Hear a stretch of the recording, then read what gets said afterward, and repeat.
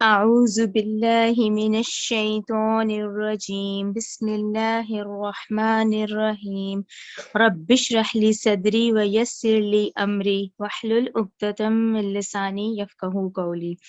اے میرے رب میرا سینہ کھول دے اور میرا کام آسان کر دے اور میری زبان کی گرہ کھول دے تاکہ وہ میری بات سمجھ سکیں۔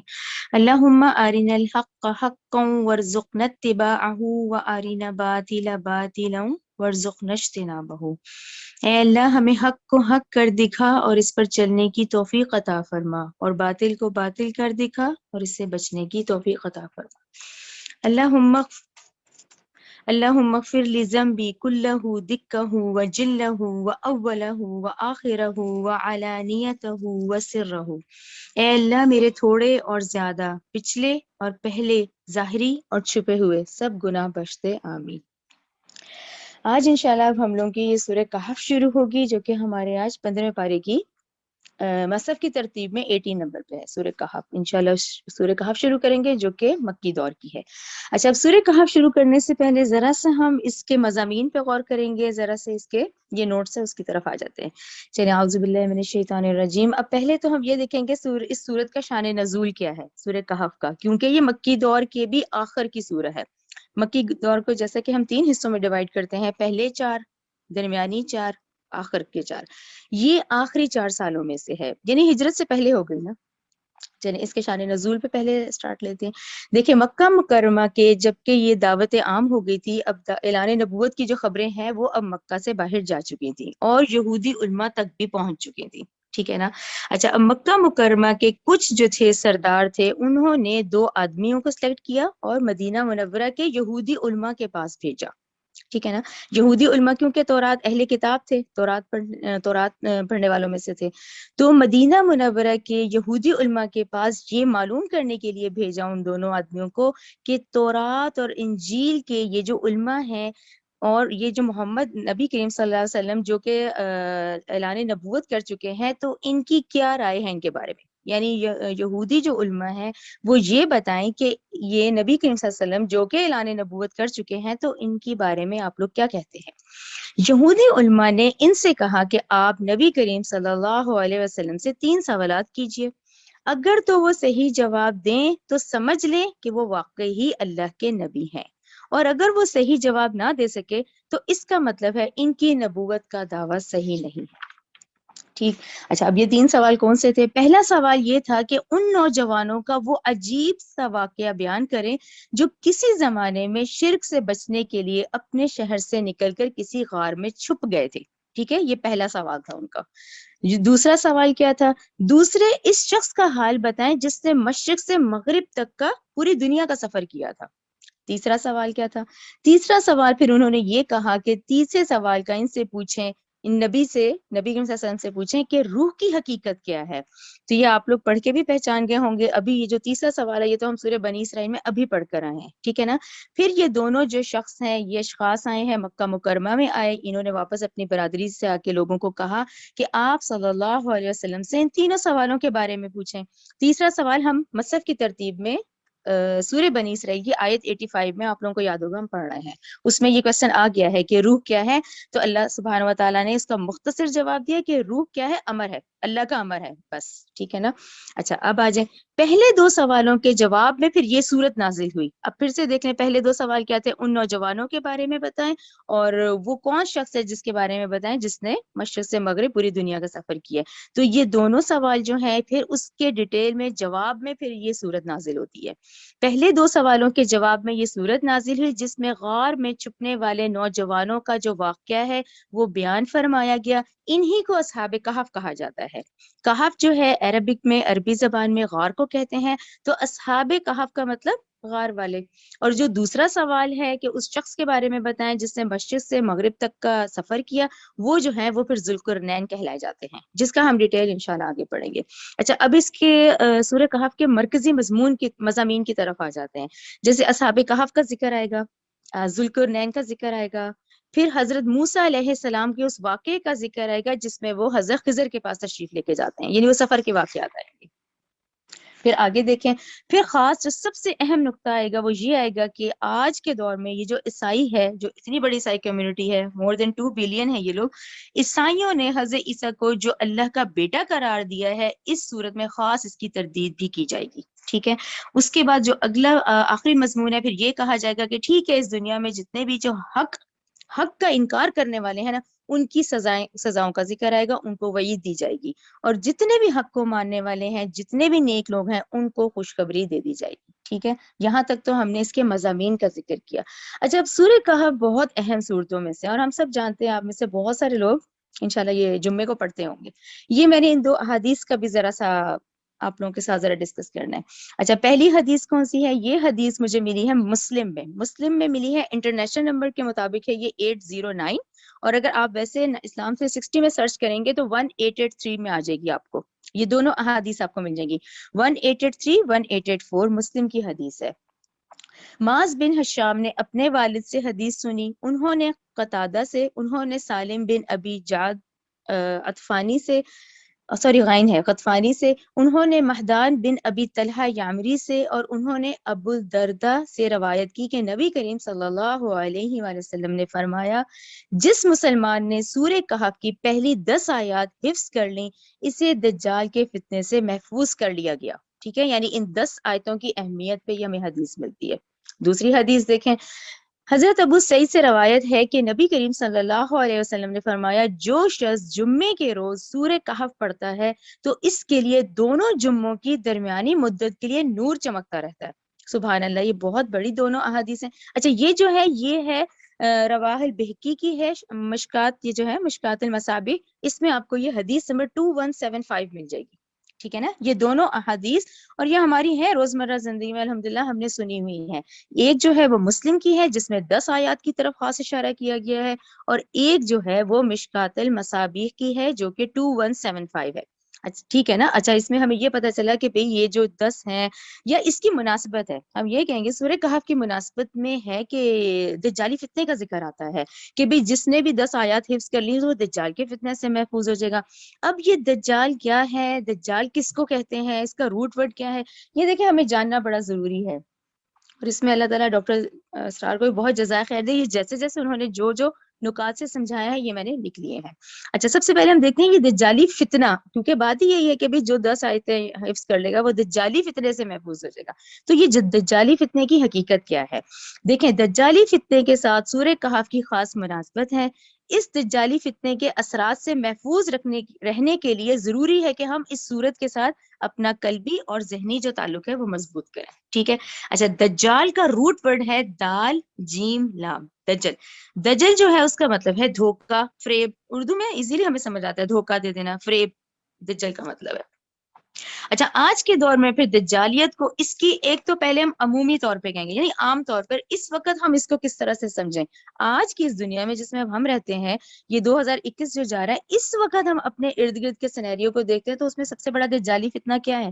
آج کے دور کا سب سے بڑا دجالی فتنہ ہے میٹیریلزم، مادیت پرستی جس کو کہتے ہیں. کیسے بھلا؟ دیکھیں، انڈیویجول صرف اپنا بھی ہم محاسبہ کریں نا تو ہمیں یہ بات سمجھ آتی ہے.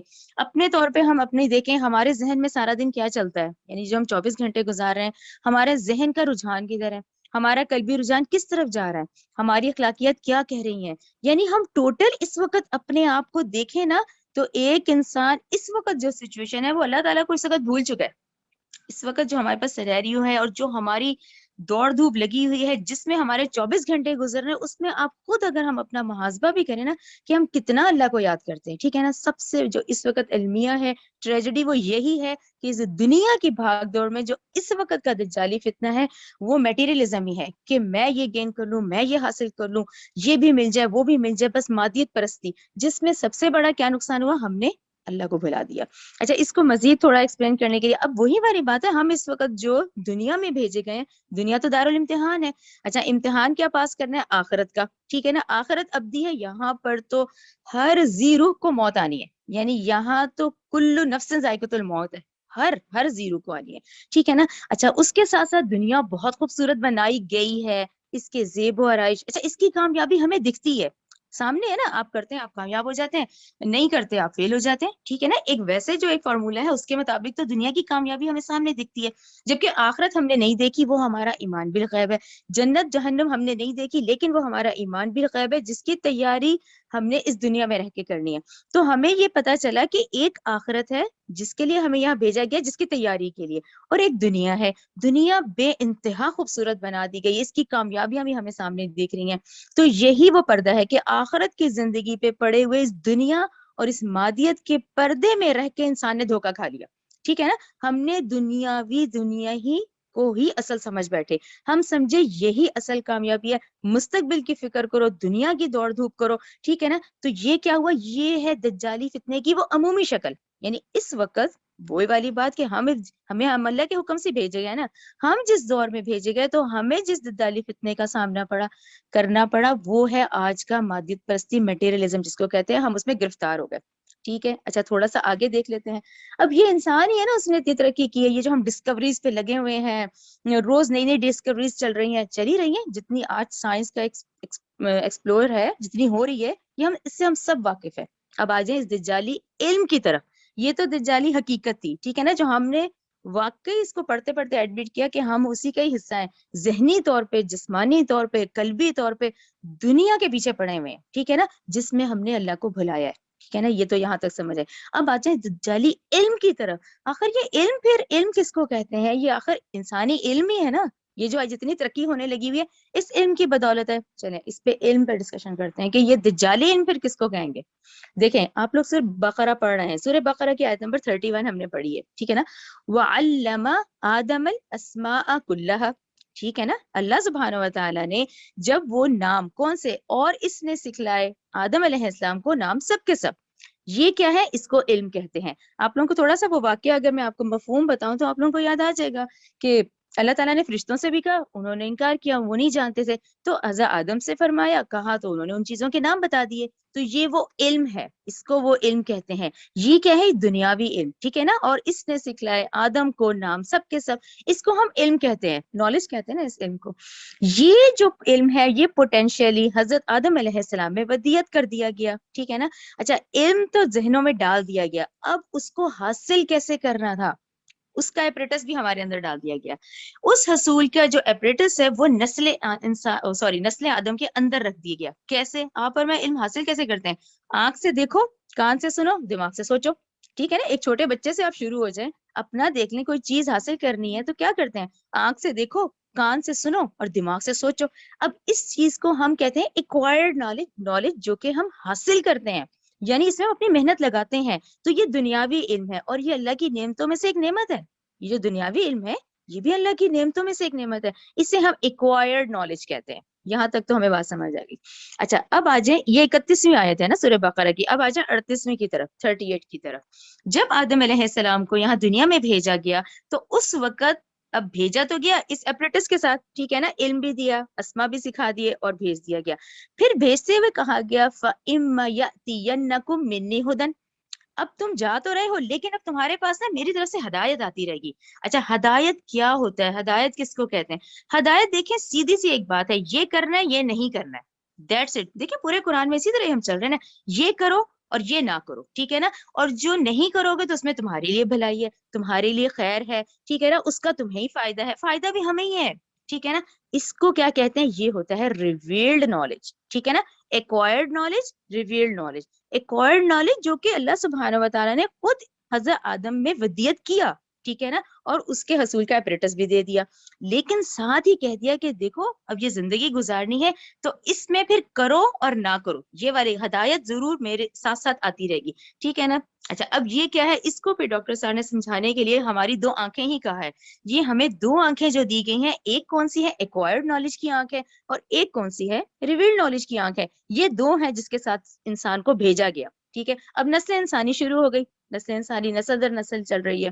ٹھیک ہے نا. اب میں نے ان کو ذرا سیپریٹ کیا ہے، ایک ایکوائرڈ نالج ہے، ایک ریویلڈ نالج ہے.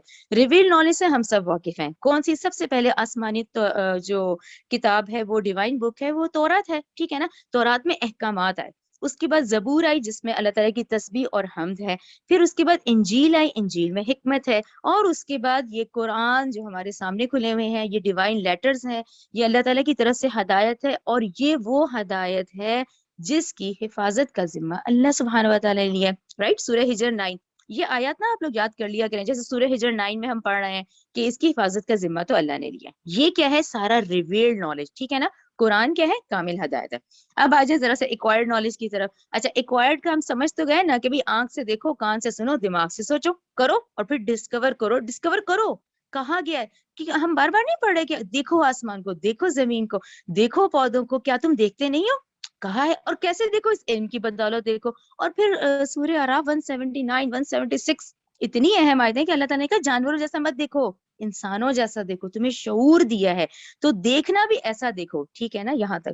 اچھا اب ہم انسانوں نے کیا کیا؟ اب یہ انسانی فہم پہ آپ لوگ غور کریں۔ آج سے دیکھیں 1000 سال سے پہلے کا انسان، 2000 سال پہلے کا انسان، اور ہم میں کتنا فرق ہے؟ فہم بدلا نا، ان میں وہ فہم کم تھا، آج وہ فہم بڑھ گیا، ٹھیک ہے نا؟ اب کیا ہوئی؟ یہ پراپرٹیز آف میٹر آ گئیں، مسٹریز آ گئیں، ہم نے کائنات کو ایکسپلور کرنا شروع کر دیا، ٹھیک ہے نا؟ پلانٹ، سولر سسٹم، ہم نے کیا نہیں پڑھا؟ اگر آپ اور میں، ہم تمام وہ لوگ جو 70 سے، خاص کر میں کہتی ہوں جو 70 سے پیدا ہوئے 90 تک والے ہیں نا، میں کہتی ہوں یہ سب ہم نے اپنی آنکھوں سے ہی دیکھے ہیں، یہ ایکسپوجر سارے، ٹھیک ہے نا؟ پھر اس کے بعد یہ ایکوائرڈ نالج بڑھتا ہی چلا گیا۔ دیکھیں 90s میں موبائل سب کے پاس آ گئے تھے، اور اس کے بعد یہ اسمارٹ فونز، یعنی ہم ہمارے ہی دیکھتے دیکھتے دیکھتے آپ دیکھیں یہ سائنس کہاں سے، یعنی ایک وہ شخص جس نے پتھر سے پتھر رگڑ کے آگ پیدا کی ہوگی، اور اس کے بعد یہ وہی علم ہے، یہ علم وہی ذہن میں رکھے، وہی جو ہم نے آدم علیہ السلام کو نام سکھلائے، یہ وہ علم ہے ایکوائرڈ نالج، جو کہ آج یہاں تک پہنچ چکا ہے کہ یہ کائنات کا نالج، اس کا نالج، سمندری، آسمان، زمین، سائنس، مسٹریز، یہ ہے وہ انسانی علم جو کہ مسلسل ڈسکوریز پہ لگا ہوا ہے، مسلسل لگا ہوا ہے۔ فزیکل سائنس، یہ پوری وہ ترقی ہے کہ آج ہم خود کہہ رہے ہیں کہ یہ ورلڈ گلوبل ولیج بن گئی ہے، ٹھیک ہے نا؟ یہ اب دونوں آنکھوں کو پہ غور کریں گے، یہ دو آنکھیں ہی ہیں ہماری، ایک ریویلڈ نالج ہے اور ایک ایکوائرڈ ہے۔ ایکوائرڈ تو ہم دیکھ رہے ہیں تو آج ایکوائرڈ ہی ہے جو کہ اتنی انتہا تک پہنچ گیا کہ جس میں بھی میں نے آپ کو کہا کہ ہمارا سب سے بڑا المیہ اور ٹریجڈی ہی یہی ہے، اس کو میں نے اسی لیے ہائی لائٹ کیا کہ ٹریجڈی آف آور ٹائم ہی اس وقت یہی ہے کہ اللہ تعالیٰ نے ہمیں دو آنکھیں دی تھیں، ایکوائرڈ نالج کی اور ریویلڈ نالج کی۔ اب ہمیں کیا کرنا تھا؟ ہمیں تو ان دونوں کو لے کے چلنا تھا، دونوں کو لیں تو پھر ہر چیز بیلنس ہے، ٹھیک ہے نا؟ کرو یہ نہ کرو، ٹھیک ہے نا؟ آپ اس کے مطابق چلتے۔ ہم لوگوں نے کیا کیا؟ ہماری تو دوڑ دھوپ اور ہماری تو پوری توجہ ہی مستقبل بن گئی نا، ہم نے تو سمجھا یہی ہے سب کچھ، اسی کو حاصل کر لو، یہی اصل کامیابی ہے۔ تو یہ ہماری آج کی سب سے بڑی ٹریجڈی آج کے انسان کی، اور انسانیت میں دیکھیں سب کو لیا کریں، یہ ہر بچہ پیدائشی مسلمان ہے اس وقت، ہر بچہ، وہ حدیث ہے نا جس کا مفہوم ہے کہ اس کے ماں باپ اس کو عیسائی، یہودی، مجوسی بنا رہے ہیں، ہم میں سے ایک ایک بچہ جو پیدا ہوتا ہے وہ اللہ کی محبت کے ساتھ پیدا ہوتا ہے، اور وہ مسلمان ہی پیدا ہوتا ہے، ٹھیک ہے نا؟ اب اس دنیا کی رنگینیاں اور خوبصورتی، یہ دجالیت ہے، دھوکے میں آ گئے نا ہم، ٹھیک ہے نا؟ اس میں ہم کیا، ہم نے اللہ کو بھلا دیا، پھر ریویل نالج سے آنکھ بند کر لی۔ اب ایک آنکھ کون سی کھلی ہے؟ ایکوائرڈ کی کھلی ہوئی ہے، ٹھیک ہے نا؟ اور ہمیں کرنا کیا تھا؟ اب آگے آ جائیں، ہمیں تو یہ کرنا تھا کہ ان دونوں علوم کا جو حصول ہے اس کو ساتھ لے کے چلنا تھا، ایکوائرڈ کو بھی اور ریویل کو بھی۔ اور اس میں بھی دیکھیں آپ لوگ بہت لوگوں کو ملتے ہیں، بعض لوگ تو یہ دنیاوی تعلیم کو ہی برا کہنا شروع کرتے ہیں، حالانکہ دیکھیں ان کو کہا کریں کہ اللہ تعالیٰ نے ہی وَعَلَّمَ آدَمَ الْأَسْمَاءَ كُلَّهَا، اللہ تعالیٰ نے تو سکھلائے ہیں آدم کو نام سب کے سب، ٹھیک ہے نا؟ اور ساتھ ریویل نالج، تو ان دونوں کو بیلنس کر کے چلنا ہے، ٹھیک ہے نا؟ اچھا اس کے بعد ایک بہت خوبصورت یہ کوٹ ہے کہ this universe is the work of Allah and the Quran is the word of Allah, ٹھیک ہے؟ اچھا ورک آف اللہ پہ آپ لوگ سورہ یونس یاد رکھیں، یہ نا کچھ آیتیں اپنے ذہنوں میں بٹھا لیا کریں، سورہ یونس کی آیت نمبر 3 میں نے آپ لوگوں کو ایکسپلین کی تھی۔ دیکھیں یہ یدبر الامر، اتنا مفہوم اس کا گہرا ہے نا کہ یہ دیکھیں یہ ورک آف اللہ ہے نا، ٹھیک ہے نا؟ Universe is the work of Allah, ٹھیک ہے نا؟ اس میں کام کیا ہے؟ ساری کائنات کو اس وقت چلا کون رہا ہے؟ اللہ سبحانہ و تعالیٰ۔ اس پوری کائنات کے پورے آسمان، تمام زمین، تمام اس وقت مخلوق، چرند پرند، جو کہ ہم کاؤنٹ لیس ہیں اس وقت، ٹھیک ہے نا؟ اس پوری کائنات کو لے کے اللہ سبحانہ و تعالیٰ چل رہے ہیں، تو یہ ہر کام کی تدبیر تو اللہ سبحانہ و تعالیٰ کی طرف سے، آپ کو اور مجھ سے پوچھ کے تو نہیں اس ٹائم پہ بھیجا گیا تھا، ہم اللہ کے حکم کے مطابق آئے ہیں، ہمارے ماں باپ اللہ تعالیٰ کے حکم کے مطابق وہ فیصلہ ہوا ہے، جو اولاد دی ہے وہ بھی اللہ نے اپنے حکم سے دی ہے، ہم سے تو پوچھ کے نہیں ہوا، ایون نین نقش ہمارے اپنے نیکسٹ نہیں ہم نے بنائے، وہ اللہ کے حکم سے بنے ہوئے. تو پوری اس وقت یونیورس جو ہے یہ ورک آف اللہ ہے، اور قرآن کیا ہے؟ از دا ورڈ آف اللہ. تو یہ بات ہمیں سمجھ آئی کہ تدبیر تو ساری اللہ سبحانہ و تعالیٰ کی طرف سے ہے، تو پھر ہم بھول کیوں گئے؟ یعنی اتنی بڑی بڑی کائنات کی نشانیوں کو دیکھنے کے باوجود ہم بھول گئے کیوں؟ اس ایکوائرڈ ایک آنکھ بند کرنے کی وجہ سے. ٹھیک ہے نا، ریویلڈ اور ایکوائرڈ دونوں کو ساتھ لے کے چلنا تھا. یہ ایک اہم نقطہ، اس کا بہت اہم نقطہ کلیئر ہو گیا. اچھا، پھر یہاں پھر وہی ورڈ دجالیت آ گیا کہ جب ہم نے اس ریویلڈ سے آنکھیں بند کی، ہم نے جب اس سے منہ موڑا نا، جب وہی سے، تو پھر اس کا نام دجالیت ہے.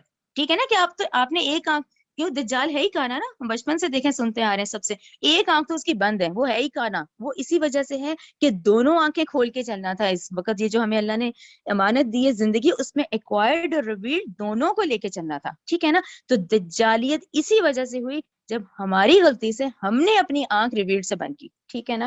اچھا، پھر آپ لوگ تھوڑا سا یاد کریں، وہ جو ہماری ایک لسٹ چل رہی ہے جس میں آپ کو میں کہہ رہی ہوں کہ وہ جو ہمارے کرنے کے کام چل رہے ہیں، یہ ریسنٹلی میں نے آپ لوگوں کو کہا تھا یہ والی دعا آپ لوگ ضرور یاد کریں. دیکھیں آپ صلی اللہ علیہ وسلم نے آج سے 1443 سال پہلے ہمیں تو یہ دعا یاد کروا دی کہ یہ دعا ہر مومن یاد کرے. وہ نماز میں سلام پھیرے، سلام پھیرنے سے پہلے یہ والی دعا یاد کر لے. یہ بخاری کی ہے 832.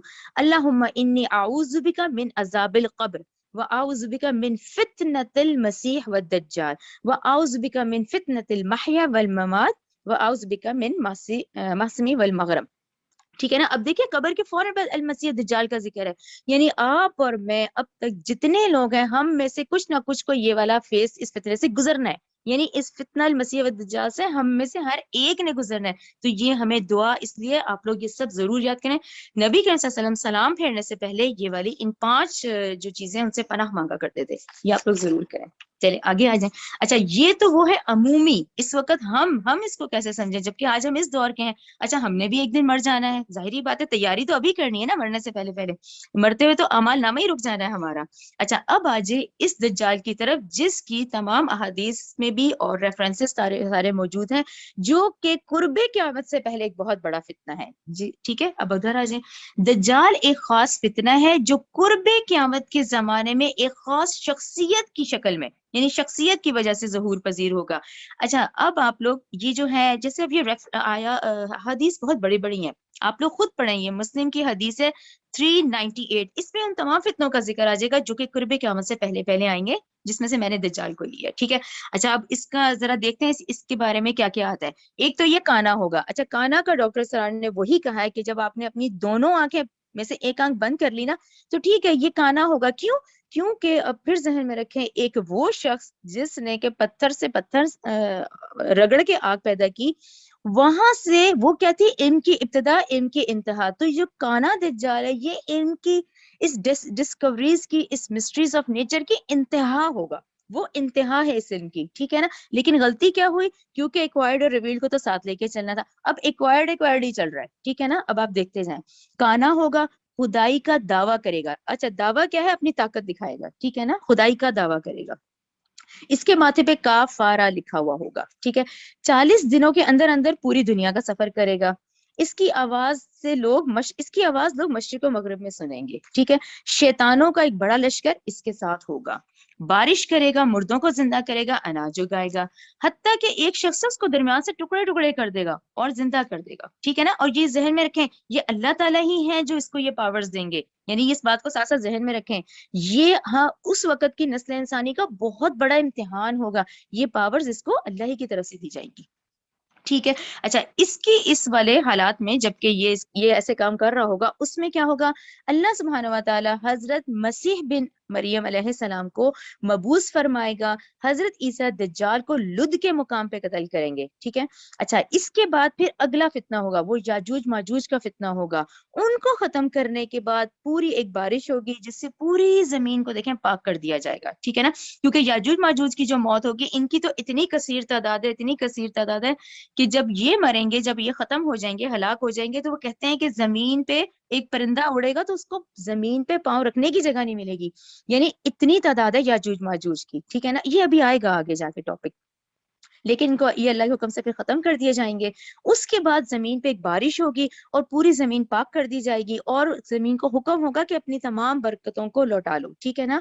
اس کے بعد ایک اچھا یہ پھر یہ ایسا دور ہوگا کہ جس میں پوری دنیا میں اسلام قائم ہو جائے گا پوری دنیا میں. ٹھیک ہے نا. اس کے بعد اب یہ پورا حضرت عیسیٰ اب حضرت عیسیٰ آئیں گے, پھر دیکھیں ان کی شادی ہوگی, ان کے بچے ہوں گے, پھر اس کے بعد ان کی جو اصل وفات ہوگی. ٹھیک ہے نا. ابھی تو وہ زندہ آسمان پہ اٹھائے گئے ہیں, یہ ہمارا بھی ایمان ہے, عیسائیوں کا بھی ایمان ہے کہ وہ آئیں گے, پھر اس کے بعد ان کی شادی ہوگی, پھر اس کے بعد ان کے بچے ہوں گے, اور پھر اس کے بعد فوت ہوں گے, حتیٰ کہ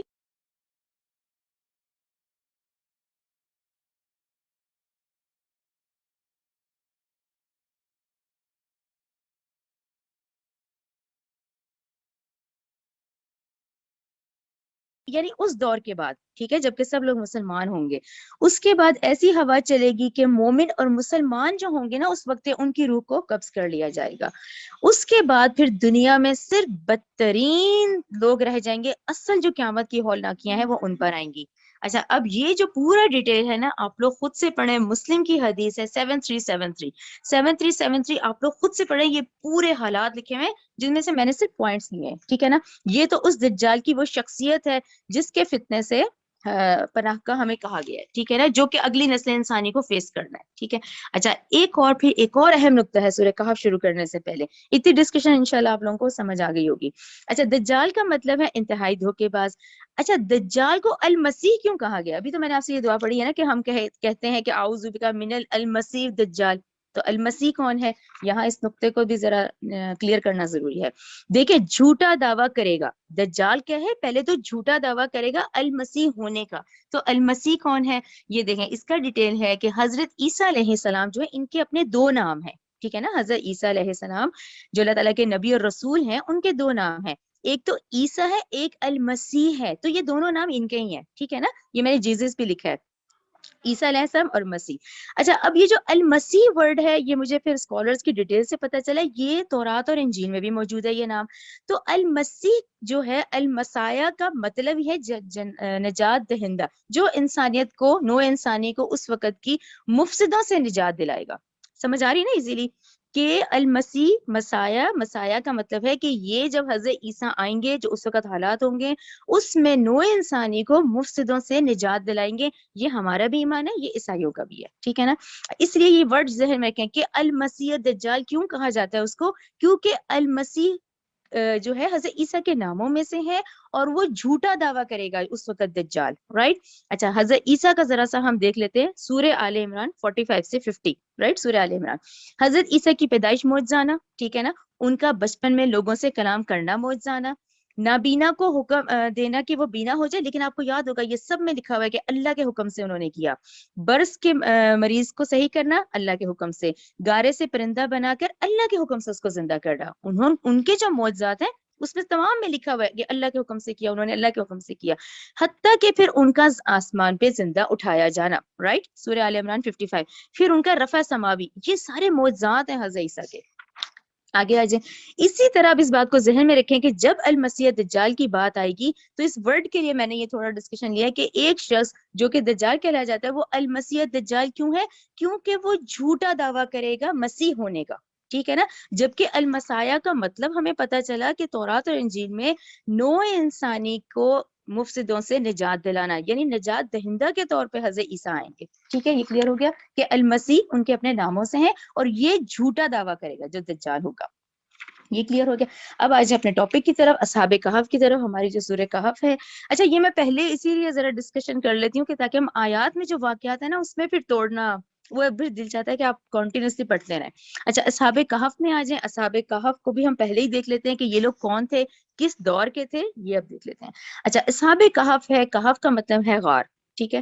تو میں نے بھی اسٹارٹنگ میں بھی کہا ہے کہ اصحاب کہف غار والے. ٹھیک ہے. اچھا رقیم کیوں کہا گیا؟ ان کو اصحاب رقیم بھی کہا جائے گا بھی آیات میں. رقیم سے مراد وہ تختی, ٹھیک ہے نا. رقیم کس کو کہتے ہیں؟ اس تختی کو کہتے ہیں جس پر اصحاب کہف کے حالات لکھ کے غار کے دہانے پہ لگا دیا گیا تھا. رائٹ. یہ ہم ابھی واقعات پڑھیں گے تو جب رقیم کا ذکر آئے گا تو میں وہیں پہ ڈسکس کروں گی. تو رقیم کا مطلب وہ تختی جن پہ ان کے حالات لکھ دیے گئے تھے. آگے آ جائیں. اچھا اب کیونکہ یہ کس دور کے تھے تو آپ لوگوں نے انشاءاللہ جس نے ہمیشہ بنی اسرائیل پڑھی ہوگی وہ یہ حالات جاننے ضروری ہیں کہ آخر یہ کس دور کے تھے. میں آپ کو بتاتی ہوں. یہ ابھی جیسے 2021 چل رہا ہے تو یہ حضرت عیسیٰ کی پیدائش پہ آپ لوگ آ جائیں, ٹھیک ہے نا, 2000 سال پہلے حضرت عیسیٰ کی پیدائش ہوئی فلسطین شہر میں, ٹھیک ہے نا. اچھا فلسطین شہر میں اس وقت کیا سینیریو تھا, یہ ہم سارا بنی اسرائیل میں ان کا ڈیٹیل سے پڑھنا ہے. اس وقت رومن امپائر کا دور تھا, رائٹ, یہ پورا رومن امپائر کا دور تھا اور یہ امپائرز اس دور کی تھی, ٹھیک ہے نا. اچھا رومن امپائر کا جو مذہب تھا وہ بت پرست تھے, ٹھیک ہے نا, شرک کرتے تھے, بت پرست تھے. اچھا اسی لیے میں نے ہائی لائٹ چھوٹا سا کیا ہے اس کو, یہ جی, یہ اسی لیے میں نے تھوڑا سا ہائی لائٹ کیا یہودیوں کو. اب یہودی کون تھے اس وقت؟ یہودی اس وقت اہل کتاب تھے. کلیئر ہو گیا نا.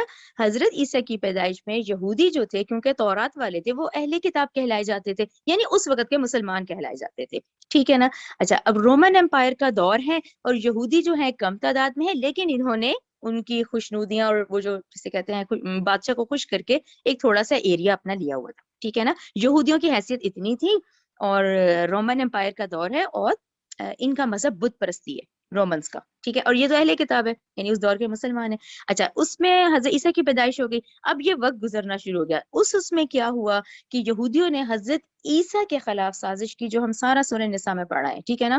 انہوں نے الزام لگایا اور اپنی سازش کے تھرو, ٹھیک ہے نا, سازش کر کے اپنے لحاظ سے تو حضرت عیسیٰ کو سولی چڑھایا, جبکہ اللہ سبحانہ و تعالیٰ نے آپ کو زندہ اپنے پاس بلا لیا, ٹھیک ہے. اچھا یہ کون سا ڈیوریشن ہے جس میں حضرت عیسیٰ کی عمر مبارک بتائی جاتی ہے 30 سے 33, ٹھیک ہے نا. اب یہ عیسوی کیلنڈر شروع ہو گیا, اب 30 سے 33 پہ آ جائیں, ٹھیک ہے. کچھ لوگ 30 کہتے ہیں, کچھ 33. اب یہ اتنا غلط کام یہ لوگ کر چکے تھے تو ان کو پنش بھی ہونی تھی. پنش کی کیا شکل ہم نے دیکھی کہ 40 سال ہی مزید گزرے, یعنی 70 عیسوی آ گیا. اس میں یہی رومنس جن کے ساتھ مل کے انہوں نے یہ حرکت کی تھی, انہی میں رومی جرنیل ٹائٹس تھا جس نے کہ ان یہودیوں کو ان کی اخلاقی پستی اور ان کی اس حرکتوں کی وجہ سے فلسطین سے نکال دیا, اور پر ڈے 1,30,000 یہودی کو ختم کیا, اور جو باقی تھے ان کو فلسطین سے نکال دیا گیا. یاد آیا آپ کو, جس کو میں نے ڈائسپورا بولا تھا. یعنی 70 میں کیا ہوا, عیسائی رہ گئے اور یہودی جو ہے وہ پکڑ پکڑ کے نکال دیے گئے, ٹھیک ہے نا. یہ عیسوی کیلنڈر کے لحاظ سے ہم 70 پہ آ گئے. اچھا اب 70 میں فلسطین تو پورا کا پورا یہودیوں سے یعنی نکال دیے گئے نا. اب پیچھے کون رہ گئے؟ پیچھے عیسائی رہ گئے. اچھا مقامی عیسائی کون تھے؟ اب وہ اس دور کے مسلمان کہلائے گئے نا. آپ صلی اللہ علیہ وسلم سے پہلے جو دین تھا وہ تو عیسائیت تھی. اچھا وہ تو مسلمان تھے جو کہ حضرت عیسیٰ کے ماننے والے تھے, جو کہ موحد تھے, توحید پرست تھے, ٹھیک ہے نا. یہ کلیئر ہو گیا نا. 70 کے بعد پھر آگے آ جائیں. 70 میں یہودی نکل گئے اور رومن امپائر کا دور ہے جو کہ بت پرست ہے, اور رہ کون گئے ہیں؟ عیسائی رہ گئے. آگے آ جائیں.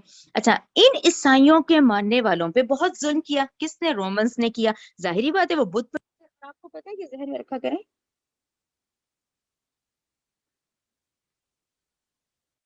ذہن میں رکھا کریں کہ یہ جو امپائرز ہوتے تھے نا اس دور میں جو بادشاہ کا دین ہوتا تھا وہی رایا کا دین ہوتا تھا. رایا کو اجازت نہیں ہوتی تھی کسی اور دین کی. تو جو رومن امپائر کے بادشاہ کا دین تھا بت پرستی, وہی رایا کا دین تھا, ٹھیک ہے نا.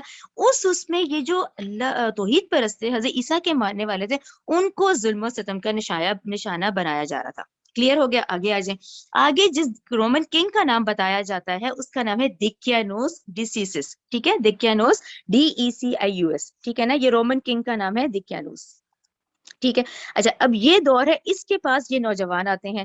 ان نوجوانوں نے کہا کہ ہم تو اللہ کو ایک مانتے ہیں, ہم بت پرستی نہیں اختیار کریں گے, ٹھیک ہے نا. یہ جو دور ہے یہ 146 کا بتایا جاتا ہے, یعنی اب یہ عیسوی کیلنڈر میں آپ لوگ 146 پہ آگے, جبکہ یہ بات ہوئی ہے اصحاب کہف والی, ٹھیک ہے. یہ نوجوان تھے اور یہ نوجوان بتایا جاتا ہے تھے بھی شاہی خاندان کے امیر, یعنی اسی امیر گھرانوں کے شاہی خاندان کے لڑکے تھے یہ, اور لڑکے تھے, ٹھیک ہے نا, جنہوں نے یہ کہا کہ ہم اللہ کو مانتے ہیں, ہم نہیں بت پرستی اختیار کریں گے, ٹھیک ہے. اچھا اس کے بعد یہ 146 کے بعد اللہ تعالیٰ نے ان کو پھر اپنے حکم سے 300 سال یا 309 سال جو بھی آیات آئیں گی اس میں ان کو غار پہ سلا دیا, ٹھیک ہے نا. اب یہ موجزانہ طور پہ غار میں گئے اپنے ایمان کو بچانے کے لیے, اور وہاں وہ سلا دیے گئے, اور جو غار کا رخ تھا وہ تھا نارتھ کی سائڈ پہ, وہاں پہ ڈائریکٹ دھوپ نہیں آتی تھی, ٹھیک ہے. یہ کلیئر ہو گیا. اچھا اب وہ جو 300 سال تھے جس میں ان کو سلایا گیا, اس میں اللہ کی شان دیکھیں, اس میں آتا ہے 337, ٹھیک ہے نا. 146 میں سلایا گیا, اب 337 آ گیا. 337 میں ہوا کیا, وہ جو رومن امپائر تھی اس کا جو رومن کنگ تھا کانسٹنٹائن 2, وہ کیا تھا, وہ ایمان لے آیا. وہ کیا عیسائی ہو گیا, وہ عیسائی ہوا تو ساری کی ساری امپائر عیسائی ہو گئی. ٹھیک ہے نا. وہی دین جس کو بچانے کے لیے اصحاب کہف میں گئے تھے, تو ان 300 سالوں میں کیا ہوا کہ جب بادشاہ ایمان لے آیا, وہ عیسائی ہوا تو پوری رایا عیسائی ہو گئی.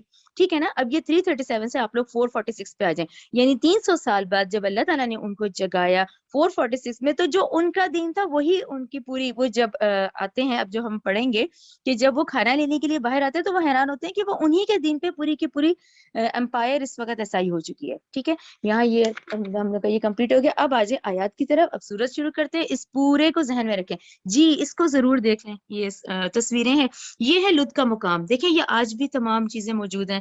یہاں پہ ہے جہاں کہ حضرت عیسیٰ جو ہے وہ دجال کو قتل کریں گے, تو یہ باب لد کہلایا جاتا ہے. جی اب اچھا, اس میں نا اختلاف ہے, یہ آپ لوگوں کو سب کہیں گے. دیکھیں اس کی کوئی خاص نشانی نہیں ہے, یہ بہت ساری, وہ کہتے ہیں یہ فلسطین میں دیکھ لیں, یہ اردن میں دیکھ لیں, یہ ڈمسکس میں دیکھ لیں, تو یہ اس کی صحیح نہیں ہے. یہ کہ ہم یہ نہیں کہہ سکتے کہ جی یہی والے کیو آف 7 سلیپرز ہے. اچھا, کیو آف 7 سلیپرز نام جو ہے وہ عیسائیوں کی طرف سے ہے, ان کے ہاں یہ اولیاء اللہ کہلائے جاتے ہیں. ہم تو انہیں اصحاب کہف کہتے ہیں نا ایز اے مسلم, وہ ان کو اولیاء اللہ کہلائے جاتے ہیں, کیونکہ آپ لوگوں کو سمجھ آ گیا کہ یہ عیسائی تھے, یعنی یہ اس دور کی بات ہے. ٹھیک ہے, اب اس لیے اس میں اختلاف ہے, لیکن کیونکہ یہ گوگل پہ پکس ہیں اور یہ اس کے دروازے کو دکھایا گیا ہے کہ جی یہ دروازہ تھا, وہ اندر کیو ہے, لیکن اس میں اختلاف ہے, یہ آپ لوگوں نے ذہن میں رکھنا ہے. جی یہ آیت نمبر 19 میں ہے, کیونکہ اس 19 میں گرامیٹیکل وہ آتا ہے پوائنٹ, اس لیے. چلیں, اعوذ باللہ من الشیطان الرجیم, بسم اللہ الرحمن الرحیم. شروع اللہ کے نام سے جو بہت مہربان اور نہایت رحم کرنے والا ہے.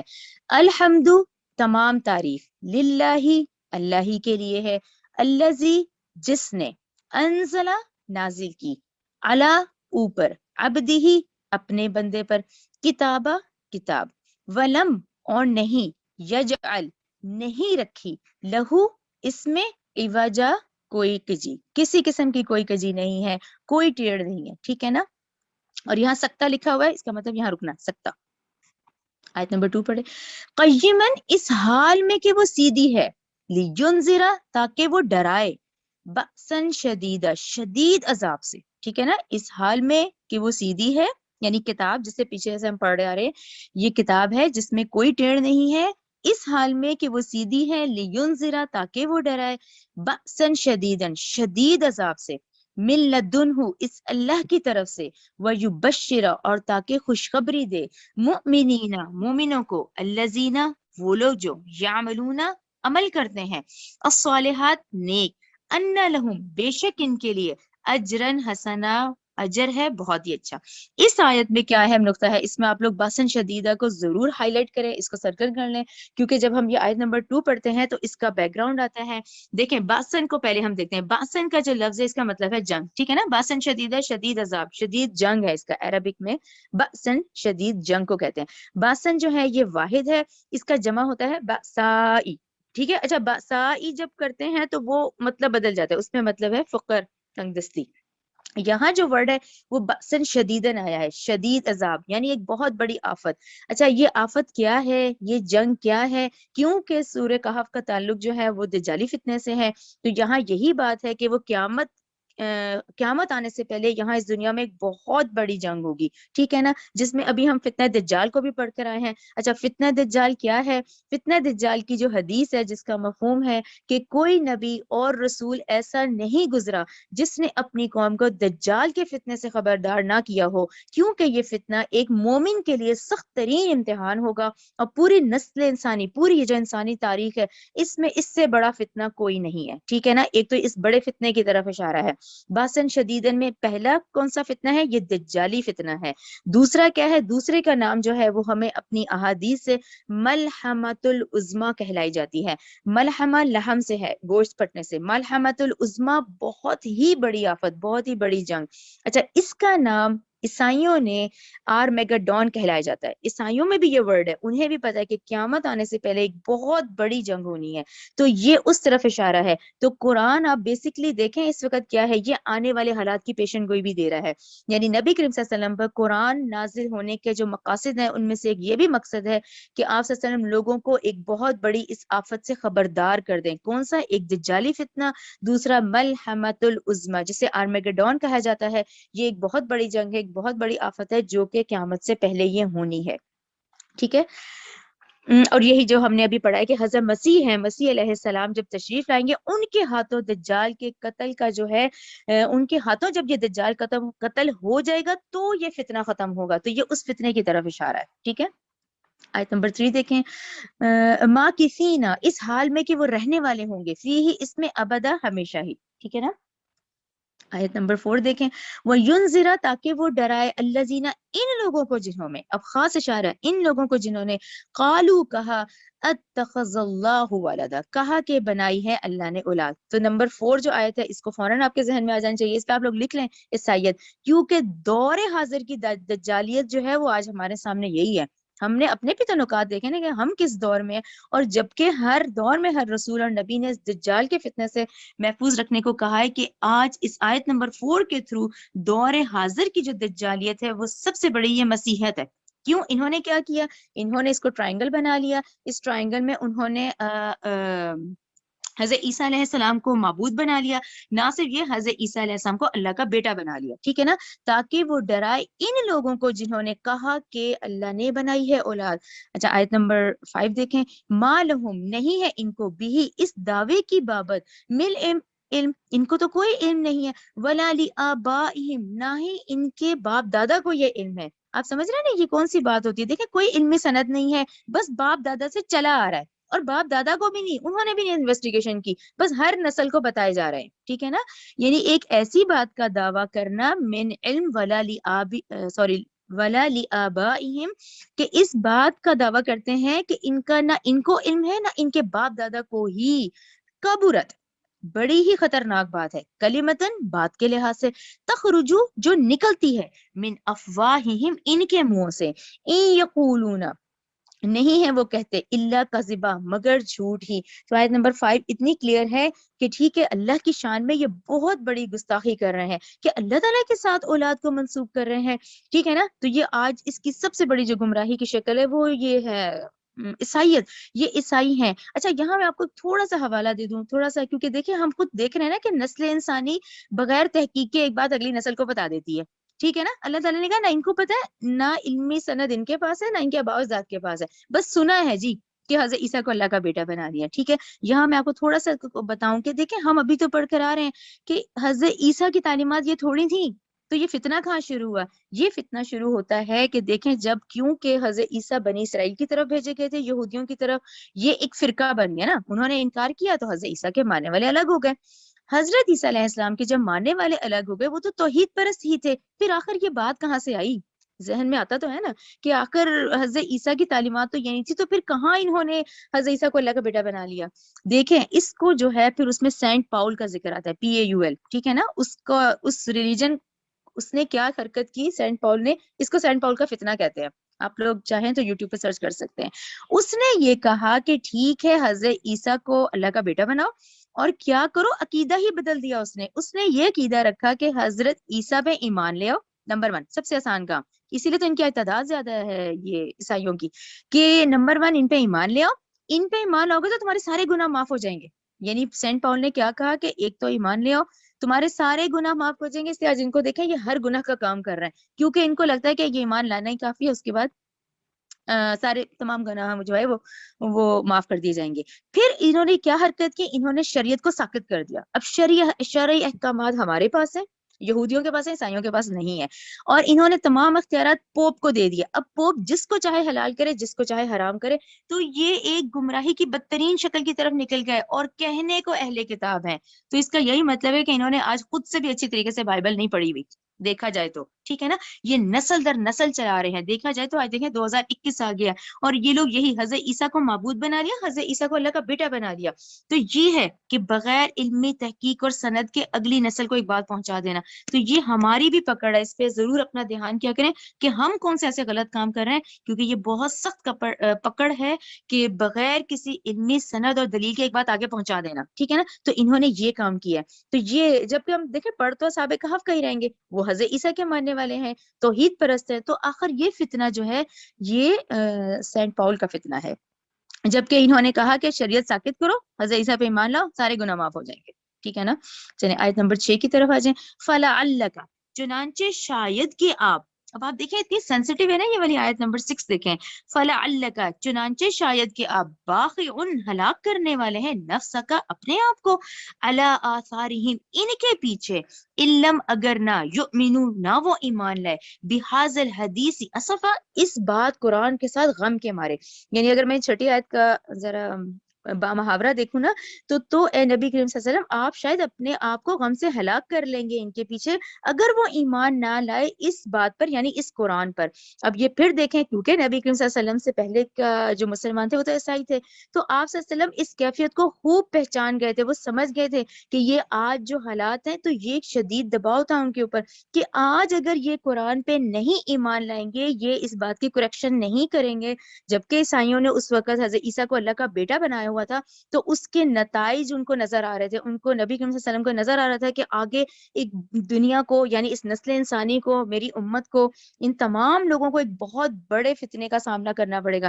دجالیت کا ایک بہت بڑا فتنہ جنم لے لے گا کہ اگر آج یہ اس قرآن پہ ایمان نہ لائے. کیونکہ آپ نوٹس لینا کہ قرآن جو ہے وہ پچھلی تمام تحریف شدہ کتابوں کی اوریجنل لے کر آ رہا ہے، ٹھیک ہے نا. ان لوگوں نے جو جو بات کی، دیکھیں ہمیں قرآن سے پتہ چلا نا کہ حضرت عیسیٰ کو تو اللہ تعالیٰ نے جسم سمیت اٹھایا، جسم روح شعور. ہمیں قرآن سے پتہ چلا نا سورہ بقرہ 75 سے کہ تحریف شدہ ہے. اس میں آیت ہے کہ بھئی انہوں نے اپنے ہاتھوں سے اس کو لکھ لیا ہے. تو ہمیں قرآن ان تمام چیزوں کی کریکشن کرتا جا رہا ہے جو انہوں نے اپنی مرضی کے مطابق تحریف کی ہوئی ہے.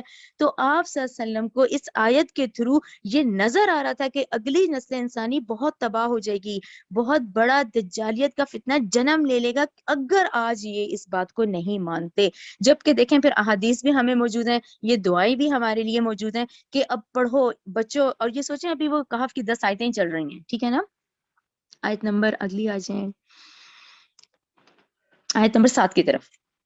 اِنَّا جَعَلْنَا، بے شک ہم نے بنایا، ماں اس کو جو، عَلَى الْأَرْضِ زمین پر، زینتا، ٹھیک ہے نا، یعنی ہم نے بنایا. ہم نے ابھی تو کہا کہ اللہ تعالیٰ تو یدبر الامر ہے کہ بے شک ہم نے بنایا اس کو جو زمین پر ہے، زینت، ٹھیک ہے نا. یہ بنائی جو اتنی خوبصورت ہے، جو مزید خوبصورت اس وقت دکھ رہی ہے، وہ اللہ کا حکم ہی ہے. ہم نے بنایا اس کو زمین پر زینت، لہا، اس کے لیے، لِنَبْلُوَهُمْ، تاکہ ہم آزمائیں انہیں. یعنی یہ ہماری اس کی خوبصورتی آج ہمارے لیے آزمائش ہے کہ یہ دیکھنے میں تو ہے پر اس کے پیچھے مت پڑو، یہ بیسیکلی دجل ہے، دھوکا ہے، ٹھیک ہے نا. تاکہ ہم آزمائیں انہیں، ایہم، کہ کون ان میں سے، احسن، زیادہ اچھا، عملاً، عمل میں، ٹھیک ہے نا. یعنی آپ کا اور میرا اس وقت سب سے بڑا امتحان یہی ہے. گو کہ یہ اس وقت بہت حسین اس کی زینت ہے، پر یہ ہمارے لیے امتحان ہے کہ کون ہے جو اس میں سے بچ لیتا ہے. اور بچے گا کیسے؟ جب تک کہ ریویلڈ نالج کو نہیں پکڑیں گے، ٹھیک ہے نا، کیا کرنا ہے کیا نہیں کرنا ہے. اچھا آگے دیکھیں، آیت نمبر 7 میں تو بتایا گیا نا اس کی خوبصورتی کا. آیت نمبر 8 دیکھیں، وَإِنَّا لَجَاعِلُونَ، اور بلا شبہ ہم البتہ بنانے والے ہیں، ماں اس کو جو، علیہا، اس زمین پر ہے. اب دیکھیں کیا بنانے والے ہیں، سعیدن، جرزا، بالکل جسے کہتے ہیں نا پلین، صاف چٹیل میدان. یعنی جب ہم اپنی قبروں سے اٹھیں گے تو دیکھیں اتنی ہولناک سچویشن ہوگی کہ ہم، آپ اور میں ہی کہیں گے اس وقت کہ یہ وہی حسین دنیا ہے، یہ وہی ہے جس پہ آج اتنے خوبصورت خوبصورت وادیاں ہیں، جس پہ پہاڑ ہے، جس پہ اتنی حسین عمارتیں بنی ہوئی ہیں. کیا یہ وہی ہے؟ تو آپ 7ویں کو دیکھیں جس میں اس کے حسین ہونے کا ذکر ہے. 8ویں کو دیکھیں کہ ہم اس کو بالکل اس کا ختم کر دیں گے، یعنی یہ پوری آج خوبصورتی ختم کر دی جائے گی. کیونکہ جتنی اس وقت خوبصورتی ہے وہ ہماری آزمائش کے لیے ہے، لِنَبْلُوَهُمْ، تاکہ ہم انہیں آزمائیں کہ ان میں سے اچھے کام کون کرے گا. ٹھیک ہے نا، یہ کلیئر ہے نا. 7 اور 8. 9 کو دیکھیں، ام حسبتا، کیا آپ نے خیال کیا ہے، انا، کہ بلا شبہ، اصحاب کہف، غار والے، والرقیمی، اور تختی والے، ٹھیک ہے نا. رقیم، تختی والے. تختی والے کیسے؟ کیونکہ سٹارٹنگ میں جیسے میں نے آپ کو بتایا کہ ان کے بارے میں پورا لکھ کے لگا دیا گیا تھا. کیونکہ جب یہ بادشاہ کے دربار میں آئے تھے اور جب انہوں نے کہا تھا کہ ہم تو اللہ کو ہی مانیں گے، تو پھر سزا آ گئی تھی نا، بھی حکم آ گیا تھا کہ ان کو سزا دی جائے. تو اس کے بعد اللہ تعالیٰ نے ان کو غار میں سلا دیا. تو جب یہ نہیں ملے تھے نا تو ایک تختی پہ، اب کیونکہ وہ دور ایسا تھا کہ انہوں نے کہا کہ اب ہمیں مل تو نہیں رہے یہ لوگ، لیکن آنے والوں کے لیے انہوں نے ایک تختی لی، تختی میں یہ تمام ان کے بارے میں لکھا، ان 7 سلیپرز کے بارے میں لکھ کے، اور وہ تختی محفوظ کر لی گئی اور ان کی سزا لکھ دی گئی. اس لیے اصحاب رقیم بھی ان کو کہا جاتا ہے. ٹھیک ہے نا، کلیئر؟ کہ اصحاب کہف والرقیم، آپ نے خیال کیا ہے بلا شبہ یہ غار والے اور تختی والے کانو تھے وہ من آیاتنا، ہماری نشانیوں میں سے، عجبن. اب آپ آیت دیکھیں کتنی خوبصورت ہے. اللہ تعالیٰ نے کہا کیا یعنی یہ جو اصحاب کہف کا ذکر آئے گا، یہ جو رقیم والے ہیں، یہ ہماری نشانیوں میں سے بہت عجیب ہے. یعنی اس بات کو آپ دیکھیں تو آپ، اللہ تعالیٰ کہتے ہیں کہ یہ تمہارے لیے تو عجیب بات ہے کہ بھی ٹھیک ہے وہ کچھ لوگ ہیں جو کہ 300 سال بعد اٹھائے گئے، لیکن یہ ایسی تو کوئی عجیب بات نہیں. اب اس بات کو دیکھ کے آپ اور میں اپنے ارد گرد ذرا سا بھی نظر دوڑائیں نا، تو آپ اللہ تعالیٰ کی قدرت کی نشانیاں دیکھیں اور اس کائنات کو دیکھیں. دیکھ چھوٹی سی مثال ہے، کتنا چھوٹا سا بیج زمین میں جاتا ہے، کتنا کے سائز ہوتا ہے اس چھوٹے سے بیج کا، جو کہ اتنا بڑا درخت بنتا ہے. یہ بھی بہت بڑا ایک معجزہ، ایک بہت بڑی اللہ کی نشانی ہے جسے ہم دیکھتے ہیں. اور یہ ماں کے رحم میں 9 مہینے اس بچے کا بننا بہت بڑی اللہ کی نشانیوں میں سے ہے.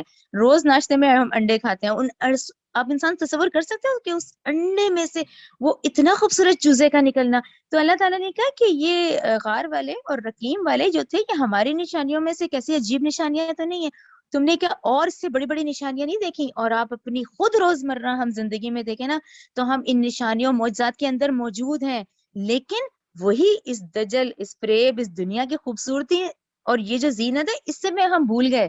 یہ ہماری غلطیاں، ہم بھول گئے. ورنہ اللہ تعالیٰ کہہ رہے ہیں تم اس سے بڑی بڑی اور نشانیاں دیکھو. ٹھیک ہے نا، ہمارے لیے ہے یہ بات کہ بھی واقعی وہ ایک 300 سال ہے، اس میں وہ لوگ سوئے ہیں اور پھر اللہ کے حکم سے جگائے گئے ہیں. ٹھیک ہے نا. آیت نمبر 9 کہ کیا تم سمجھتے ہو کہ غار اور رقیم تختی والے اصحاب جو ہیں وہ ہماری بہت عجیب نشانیوں میں سے تھے. آگے دیکھیں آیت نمبر 10، از اول فتیتو. ٹھیک ہے نا، اب آ جائیں. از جب پناہ لی، فتیتو ان نوجوانوں نے، الال کہفی غار کی طرف، فقالو تو انہوں نے کہا. یہ دعا بہت خوبصورت ہے، اس کو آپ سب یاد کریں. ربنا اے ہمارے رب، آتینا تو دے ہمیں، ملدن کا اپنی طرف سے، رحمتن رحمت، وحیئ لنا اور آسان کر دے ہمارے لیے، من امرنا ہمارے کام، رشدہ بھلائی کا رستہ. ٹھیک ہے، ٹھیک ہے. آیت نمبر 11 کی طرف آ جائیں. فدربنا تو ہم نے ڈال دیا، سوری یہ غار کا ہی چل رہا ہے. فدربنا ہم نے ڈال دیا، علی آذانہم ان کے کانوں پر پردہ، فی الکہفی غار میں، سنینا کئی سالوں تک، عددہ گنتی کے. آیت نمبر 12 دیکھیں. ثم پھر بعثناہم ہم نے اٹھایا ان کو، لنعلم تاکہ ہم جان لے، ای الحزبین کے کون سے 2 گروہ ہیں، احسا زیادہ یاد رکھنے والا، لما اس مدت کو، لبسو کہ وہ ٹھہرے رہے، امدا اس مدت تک. اچھا، آیت نمبر 12 میں اگر آپ لوگوں کے ذہن میں آ رہا ہوگا یہ کون سے 2 گروہ ہیں جن کا ذکر ہے، اس پہ لکھے سورہ کہف کی آیت نمبر 29. ابھی آیت نمبر 29 میں ہی ہم پڑھیں گے. ٹھیک ہے، آیت نمبر 12 میں آیت نمبر 29 آپ لوگ لکھیں، جس میں ان 2 گروہوں کا ڈیٹیل آئے گا. آیت نمبر 13 کی طرف آ جائیں. نحنو ہم، نقصو بیان کرتے ہیں، علیکا آپ پر، نبأہم بالحق اس کا واقعہ حق کے ساتھ. ٹھیک ہے. انہم بے شک وہ، فتیتن چند نوجوان تھے. اچھا سوری، وہ پھر مجھے لگتا ہے مجھ سے غلطی ہوئی ہے. یہ بات اس طرح سے شروع ہوئی ہے، پہلے غار کی بات ہوئی ہے، پھر درمیان کا ہے، اب یہ بات ایسے شروع ہوئی ہے کہ ہم بیان کرتے ہیں آپ پر ان کا واقعہ حق کے ساتھ. انہم، اب یہ بتایا جا رہا ہے کہ یہ نوجوان ہیں. انہم بے شک وہ، فتیتن چند نوجوان تھے، آمنو وہ ایمان لائے تھے، بربہم اپنے رب کے ساتھ، وزدناہم اور ہم نے زیادہ کر دیا تھا ان کو، ہدن ہدایت پر. ٹھیک ہے نا، وہ ہدایت پر تھے، توحید پرست تھے. وربطنا اور ہم نے مضبوط کر دیا، علی قلوبہم ان کے دلوں کو، اذ جب قامو وہ کھڑے تھے. سوری دیکھیں مجھ سے اوپر غلطی ہو گئی، یہاں لکھنا تھا اذ قامو جب وہ کھڑے تھے. یہ ہے دربار والا، جب وہ بادشاہ کے آگے کھڑے تھے نا، اذ قامو جب وہ کھڑے ہوئے، فقالو تو انہوں نے کہا. کس سے کہا؟ اس بادشاہ سے کہا. بادشاہ کون سا؟ وہ جو رومن کنگ ہے، دقیانوس جس کا نام ہے. ٹھیک ہے نا، DECIUS اس کا رومن کنگ جو ہے. فقالو تو انہوں نے کہا، ربنا ہمارا رب، رب السماواتی. ٹھیک ہے نا، ہم توحید پرست ہیں. ہمارا رب کون ہے؟ رب السماواتی، جو آسمانوں کا رب ہے، والارضی اور زمین کا ہے. لن ندعو اور ہرگز نہیں ہم پکاریں گے من دونہ اس کے سوا الہن کسی کو اور معبود. ٹھیک ہے نا, یہ وہ بات ہے کہ ان کو کہا گیا, شرک پہ آمادہ کیا گیا, تو انہوں نے وہ ڈرے نہیں, بلکہ انہوں نے بادشاہ کو کیا کہا کہ ہمارا رب تو وہ ہے جو آسمانوں کا رب ہے اور زمین کا ہے, اور ہم ہرگز اس کے سوا کسی کو نہ پکاریں گے نہ کسی کو معبود بنائیں گے. لقد البتہ تحقیق قلنا ہم نے کہی اذن اس وقت شتاتا ظلم و زیادتی والی بات. آیت نمبر 15 دیکھیں. ہا اولائی یہ قومنا ہماری قوم ہے, اتخذوا انہوں نے بنا لیے ہیں من دونہ اللہ کے سوا الہتن کے معبود. ٹھیک ہے نا, یہ لوگ توحید پرست ہیں لیکن قوم کی طرف اشارہ کر کے کر رہے ہیں جنہوں نے توحید پرستی کی, جو کہ جنہوں نے بتوں کو معبود بنایا ہوا ہے. یہ ہماری قوم ہے, انہوں نے بنا لیے ہیں اللہ کے سوا کئی معبود. لولا یاتونا کیوں نہیں وہ لاتے علیہم ان کی عبادت پر بسلطانم کوئی دلیل بین واضح. ٹھیک ہے نا, اگر یہ بت پرستی پہ قائم ہے تو کوئی دلیل کیوں نہیں لاتے. فمن پھر کون ازلما زیادہ ظالم ہے ممن اس شخص کے جس نے افطرا باندھا اللہ اللہ پہ کذبہ جھوٹ. ٹھیک ہے نا, ہر وہ شخص جو اس پر اللہ کے ساتھ شریک ٹھہرا رہا ہے اس کے پاس کوئی دلیل نہیں ہے, جس کی سب سے بڑی مثال آج یہ عیسائی کمیونٹی ہے. آیت نمبر 16 دیکھیں. وَإِذِ اعْتَزَلْتُمُوهُمْ اور جب تم الگ ہو گئے ہو ان سے, وما اور جن کی یعبدون تم وہ عبادت کرتے ہیں, الا اللہ اللہ کے سوا, فَوُو تو تم پناہ لے لو, الی الکہفی اس غار کی طرف. ٹھیک ہے نا, اب انہوں نے آپس میں کہا کہ ٹھیک ہے کہ اب وہ تو توحید پہ قائم ہے, تو اب انہوں نے یہ دین تو نہیں ایکسپٹ کرنا یعنی بت پرستی کا, تو فَوُو تو تم پناہ لے لو الی الکہفی اس غار کی طرف, ینشر پھیلا دے گا لکم تم پر ربکم تمہارا رب, فی رحمتی ہی اپنی رحمت, ویحیی اور مہیا کر دے گا لکم تمہارے لیے من امرکم مرفقا تمہارے لیے آسانی پیدا کرے گا. ٹھیک ہے, انہوں نے کہا یہ دین تو نہیں ایکسپٹ کریں گے بلکہ ہم کسی غار کی طرف چلے جاتے ہیں. وَتَرَا اور تو دیکھے گا شمسا سورج کو, اذا جب طلعت وہ طلوع ہوگا, تزاورو تو جھک کر ہلکا سا نکل جائے گا. ٹھیک ہے نا, جھک کر ہٹ کے نکل جائے گا غار کے سائڈ سے یعنی. ٹھیک ہے نا, ان کہفہم اس ان کی غار سے, ذات الیمینی دائیں طرف کو, وَإِذَا اور جب غربت وہ غروب ہوتا ہے, تقرضہم تو وہ کترا کر نکل جاتا ہے, ذات الشمالی ان کی بائیں طرف, وہم اور وہ فی فجوتن کھلی جگہ میں ہے, منہ اس غار سے, ذالکا یہ واقعہ ہے, من آیات اللہ اللہ کی نشانیوں میں سے یہ ایک واقعہ ہے. تو یہاں مین جو نقطہ آتا ہے وہ نارتھ سائڈ کا آتا ہے کہ دیکھیں آج کل یہ گھر بھی یہ دیکھ کے بنائے جاتے ہیں کہ جو نارتھ سائڈ سے آپ بنائے نا, یہ جو کھڑکیاں اس طرف جو بنائی جاتی ہیں وہاں سورج کی شعاعیں ڈائریکٹ نہیں آتی بلکہ ریفلیکٹ ہو کے آتی ہیں. ٹھیک ہے نا, یہ اللہ کی نشانیوں میں سے ایک ہے. میں یہد اللہ جسے ہدایت دے اللہ فہو المہتد تو وہی ہے ہدایت پانے والا, ومن اور جسے یدلل وہ گمراہ کر دے, فلن تجدہ تو ہرگز نہیں آپ پائیں گے, لہو اس کے لیے ولیم مرشدہ کوئی دوست رہنمائی کرنے والا. ٹھیک ہے, آیت نمبر 18 دیکھیں. وَتَحْسَبُهُمْ اور آپ خیال کریں گے ان کو ایقاظاً بیدار. ٹھیک ہے نا, آپ کو لگے گا کہ وہ بیدار ہیں, جاگے ہوئے ہیں. وَهُمْ حالانکہ وہ رقود وہ سوئے ہوئے ہیں. وَنُقَلِّبُهُمْ اور ہم کروٹیں بدلتے ہیں ان کی, یعنی ان 300 سالوں میں 309 سالوں میں وہ کروٹیں بھی بدلتے رہے اللہ تعالیٰ کے حکم سے, یعنی جن فرشتوں کی ڈیوٹی تھی, پھر ہم کروٹیں بدلتے ہیں ان کی, ذات الیمینی و ذات الشمال ان کے دائیں طرف اور ان کے بائیں طرف.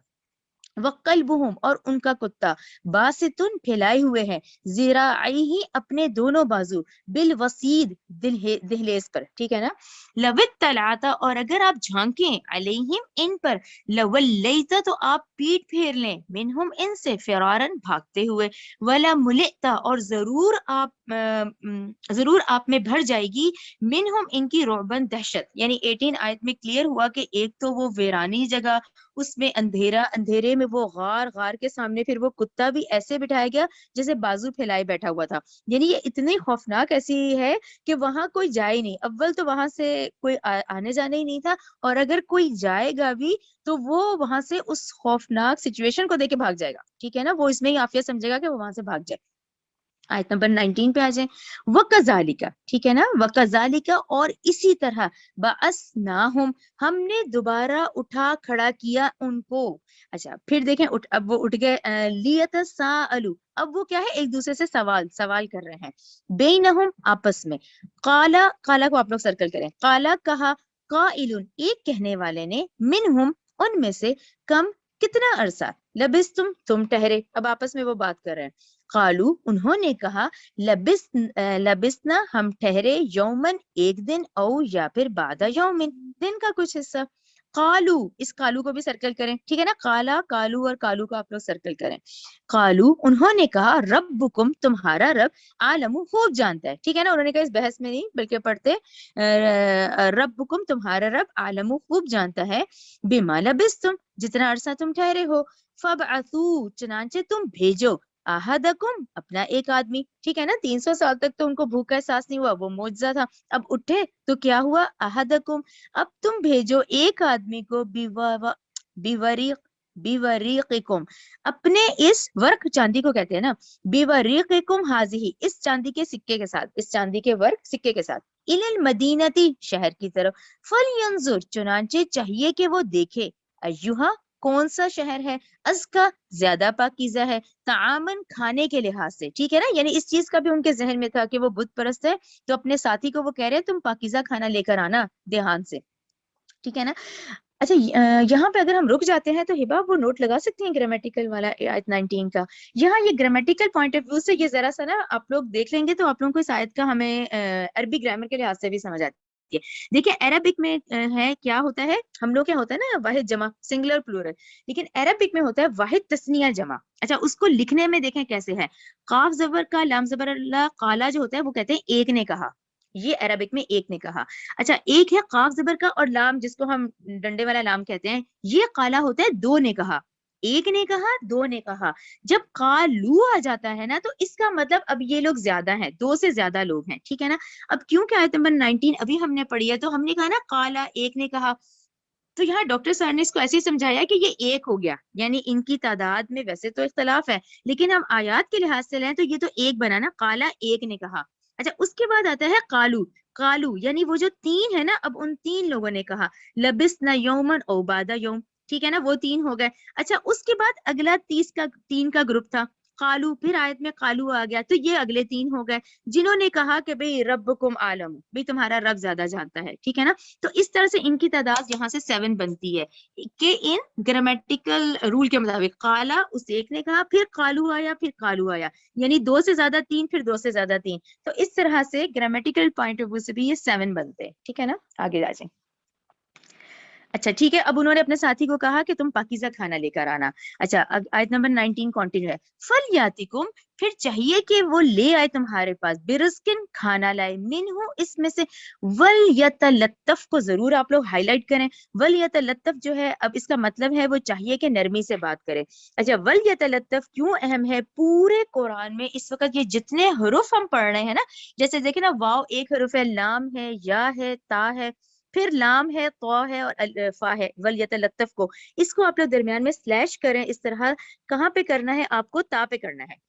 تا پر قرآن کا نصف اول یہاں پورا ہو گیا، ٹھیک ہے. یہ قرآن کی جتنی حروف کی گنتی ہے نا، وہاں پہ تا پہ ہم جب سلیش کرتے ہیں تو تا پر قرآن کا نصف اول پورا آیا حروف کے لحاظ سے. اور لام جو ہے نا، لام توفا، لام جو ہے یہاں سے نصف ثانی شروع ہوتا ہے، ٹھیک ہے.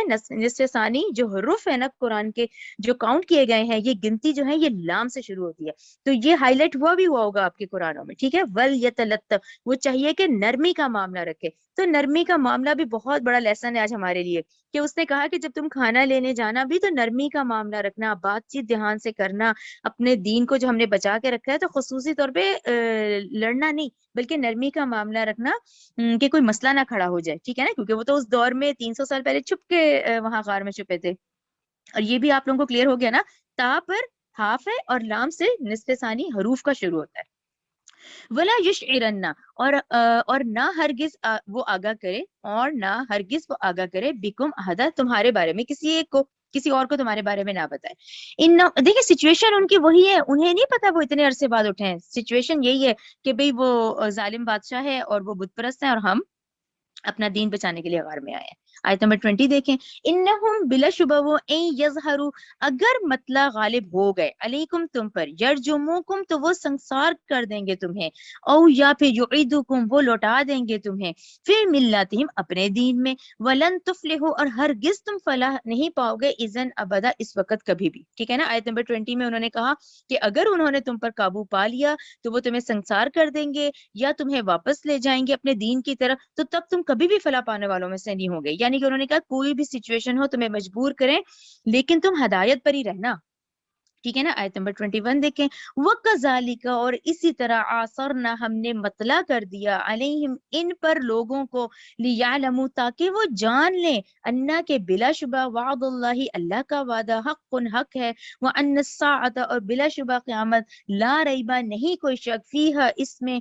اس جب یتنازعون وہ ایک دوسرے سے جھگڑ رہے تھے، بینہم امرہم باہم ان کے معاملے میں، قالوا تو انہوں نے کہا، ابنو تم بناؤ علیہم ان پر، بنیانن ایک عمارت، ربہم ان کا رب عالم خوب جانتا ہے، بہم ان کو، قال کہا الذین ان لوگوں نے جو غلبوا غالب آ گئے تھے، علی امرہم اس معاملے پر، لنتخذن علیہم مسجدا البتہ ہم ضرور بنائیں گے ان پر ایک مسجد۔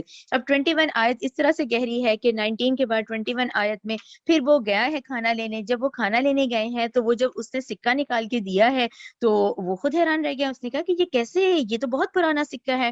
تو اس وقت اس سکے سے ان کو یہ لگا کہ یہ کوئی ایسا ہے، اس پہ کوئی خزانہ اس شخص کو مل گیا ہے، ٹھیک ہے نا۔ اس پرانے سکے کو دیکھ کے ان کو لگا کہ اس کو کوئی خزانہ مل گیا ہے، تو یہ وہاں سے وہ تحقیق ہوئی، اور جب وہ آپس میں ان کو یہ پتا چلا کہ یہ وہی 7 لوگ ہیں جن کے بارے میں لکھا ہوا ہے، تو وہ اصحاب رقیم کہلائے جاتے ہیں کہ وہ تختی منگوائی گئی، وہ حکومت ہے جو تختی رکھی ہوئی، تختی میں وہ پورا ڈیٹیل اور ان کے بارے میں لکھا ہوا تھا، ٹھیک ہے نا۔ یہاں پہ 21 میں اس کو پورا بتا دیا گیا کہ ٹھیک ہے وہ پتہ بھی چل گیا، وہ لوگوں میں بات بھی عام ہو گئی، وہ تختی منگوائی گئی، اس کے بعد یہ ساری بات کھل گئی، پھر وہ آپس میں جھگڑنے لگے، ٹھیک ہے نا۔ کہ اس یادگار کو 21 کا آیت کا پھر اینڈ یہ ہوا کہ ٹھیک ہے وہ جب بات واضح ہو گئی تو ہوا، پھر لوگوں نے یہ رائے دی کہ اس پر تعمیر کر دو ایک عمارت بطور یادگار، اور پھر انہوں نے کہا کہ جو لوگ غالب آ گئے اپنی رائے کے اعتبار سے، تو انہوں نے کہا کہ ہم یہاں پر ایک مسجد بنا لیتے ہیں، ٹھیک ہے۔ 21 کلیئر۔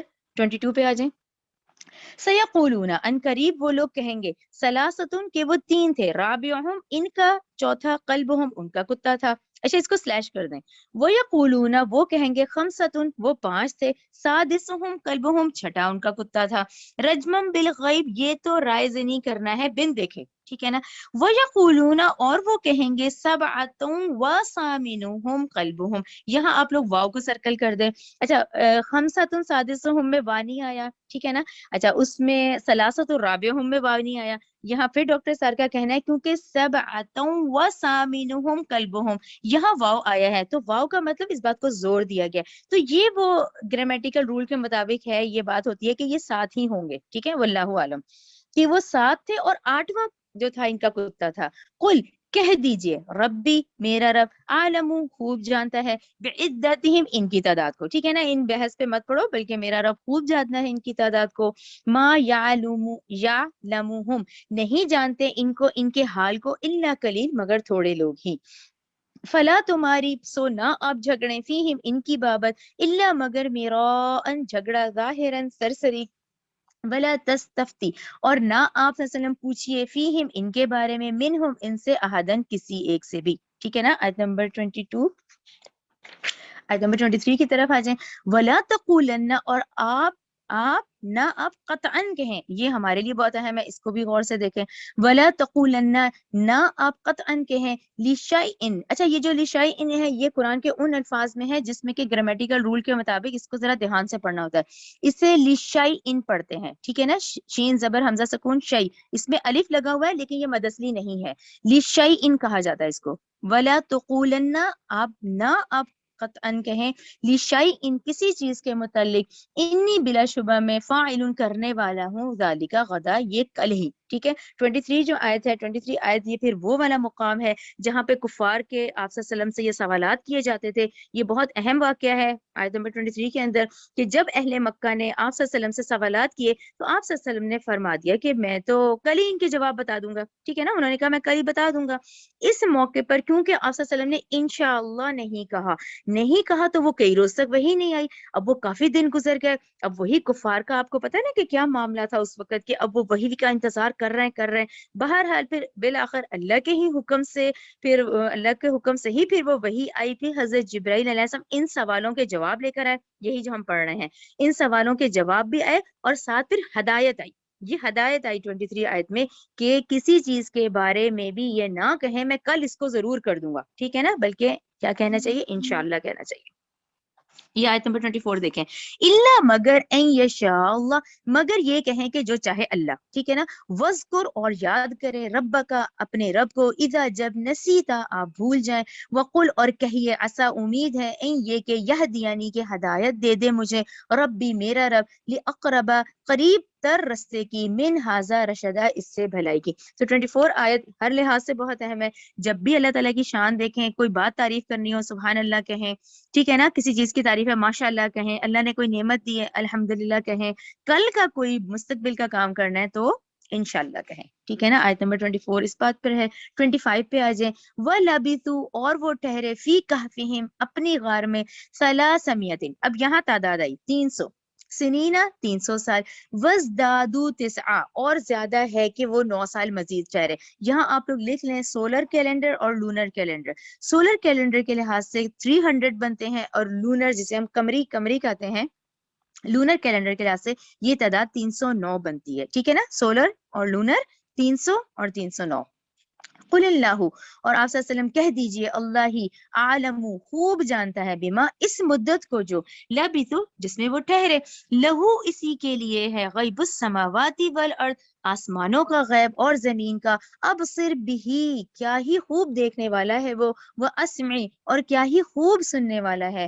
ما لہم نہیں ہے ان کے لیے من دونہ اس اللہ کے سوا من ولی کوئی دوست ولا یشرکو اور نہیں وہ شریک کرتا فی حکمی ہی احدہ اپنے حکم میں کسی کو بھی. یعنی تمام اختیارات، تمام حاکمیت جو ہے وہ ٹوٹل اللہ سبحانہ و تعالیٰ کی ہی ہے. تو یہ آپ لوگ یاد رکھیں، یہ 1 سے لے کے جو 26 آیت ہے یہ پوری اصحاب کہف پر ہی ہے. ٹھیک ہے نا. چلیے یہیں تک ہمارا سبق ہے. ربنا تقبل منا انک انت السمیع العلیم وتب علینا انک انت التواب الرحیم. سبحانک اللہم وبحمدک اشہد ان لا الہ الا انت استغفرک واتوب الیک.